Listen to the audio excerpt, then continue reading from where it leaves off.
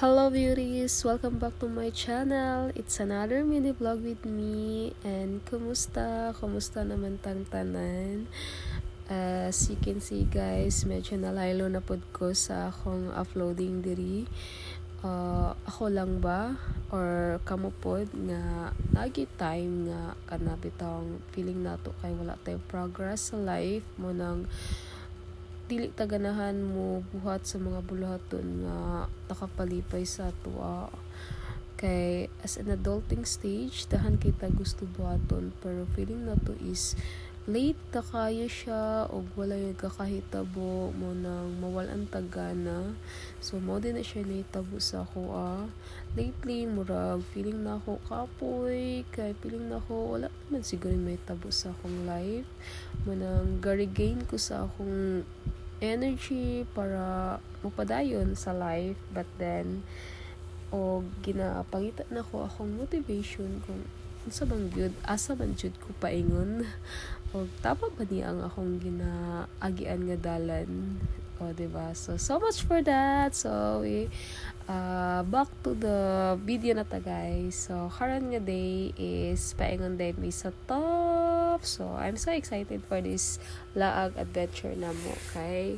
This is one of the tourist destination diri if magani mo Cebu, so try to visit diri sa tops na pod kay malingaw gid mo, especially if gusto lang gid mo mag-unwind o gusto mo og peaceful place nga kanang maka-relax inyong mind, di ba?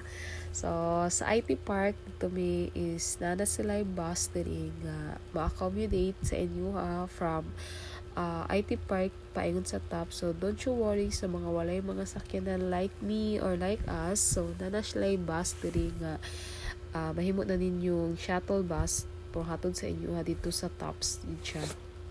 So 200 per head na siya ang bayad. Pliti paingon dito og pauli, and then entrance fee pod paingon pasulod sa tops. So mo na siya, so daghan ang makater. I think maabot sa 30 man yata ka people ang makasakay ani. So kinahanglan na siya mapuno, aya siya mo larga.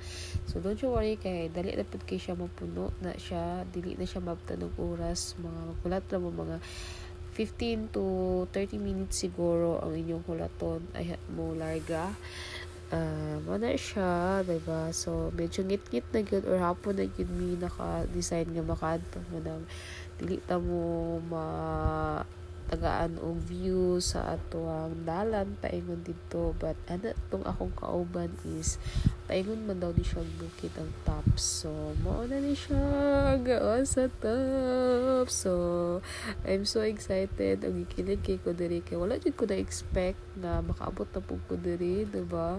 So expect the unexpected jud kayo ang life, no? So go lang gihapon ta sa ato ang mga gipangagian din ha, kay along the way naagi mahitabo nga dili na to gina-expect nga mahitabo, di ba? So kana siya ginabakitaan mi atong ticket kay para makasulod mo, and then butangan din mong stamp din ha kay pasabot nga okay na mo, makasulod na mo. And then dereng diba, dapat kung man himong tops makapapicture o mag-video gud mo at dito kana ilahang murag logo dito sa nakapapatuod nga nag-adto gid mong tops guys. So daghang tao, wala ko na expect nga daghang tao bisag gabi na diri sa tops, no? So ina na siya. And then makita ninyo daghang table, daghang mga cafe. So ano siya, good para pang barkada, family nga gusto lang mag-unwind, murag sawa na kayo sa city life, no? Diri ayaw gid mo kalimot sa inyong jacket if magani mo diri sa tops kay tugnaw gid siya, kusog man gud kayo ang hangin diri. So mo na siya ang iyahang view. So dahan pagtawag nga kaabot sa gabi na siya, like 7 naman yata ni or quarter to 8 din siya, kay almost 30 minutes pud ang biyahe gikan sa IT Park paingon diri. So ina na siya. So ma-appreciate na ko ang iyahang beauty diri sa top siguro pagkatong hayag-hayag na siya, kay pag gabi manggod is ngit-ngit, so mo nang dili kini mo siya makita. And okay gihapon ang iyang city light kay overlooking kaayo siya sa city. So napoy banda dira kung gusto mo mag-request og song, magbayad lang mo. Daghan kaayo dinhag mga tawo nga tambay lang sila. O dali tsada siguro pag magbarkada mo, like magdala mo food, so pwede ra kayo kay syempre pag namagod ka mga more mag ano magud ka diri is medyo pricey ang ilang food, so much better nga magdala mo inyong kaugalingon food para di na kay mo magastuan. O ana siya, 'di ba? Nakita na ninyo ang anang city light. And then, nanapod share ka na marag riyas-riyas. So, manang dili kay ka makuyawan nga mo dunghaw or mo tanaw dito sa ubos kay or dili po siya kuyaw kay na naman siya rihas-rihas din ha. Diba? So, ngit-ngit gid siya kay gabi manggod. Mas ma-appreciate manggod na nimo ang view din ha pag morning siya. So, during this time guys, is kapangita na may kagkaon kay gipanggosla naming tanan kay it's almost 9 na.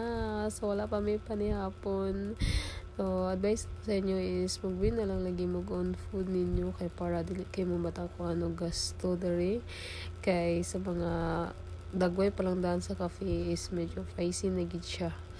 And then, kami ani nga medyo vegetarian lang ta ani. So, manang pangita tag cheaper price nga cafe nga kuan sa atong kagutom dere, diba?